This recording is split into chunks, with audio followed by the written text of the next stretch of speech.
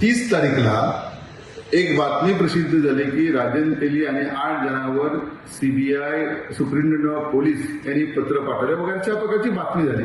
पण आज नीतीपर्यंत मला कुठल्याही प्रकारची नोटीस या ठिकाणी मिळालेली नाही. या संदर्भात माझा खुलासा असा आहे की यापूर्वी सुद्धा जिल्हा बँकेने नितेश राणेंच्या दबावाखाली तिथे पोलिटिशियनला पण 2 वेळा तक्रार वर्षभरात केल्या, तर त्याचा काही उपयोग झाला नाही त्यांनी चौकशी केल्यानंतर, म्हणून त्यांनी हा पत्रव्यवहार केला. पण हे प्रसिद्ध झाल्यानंतर 1 तारखेला मी सविस्तर प्रेस घेतली आणि त्याच दिवशी मी या सगळ्या संदर्भातलं माननीय पोलीस महासंचालक असतील, एसपी असतील, आयजी असतील यांच्याकडे मागणी केली की जे आता बँकेत प्रकार चालू झालेले आहेत त्या संदर्भातली चौकशी करा, अशा प्रकारची मागणी केली.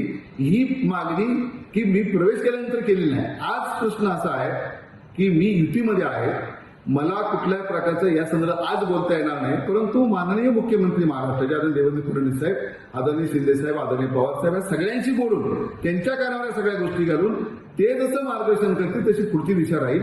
आज तरी मी या ठिकाणी बोलणार नाही, फक्त मी एवढंच आजच्या माध्यमातून सांगेन की हे आजचं नाही आहे.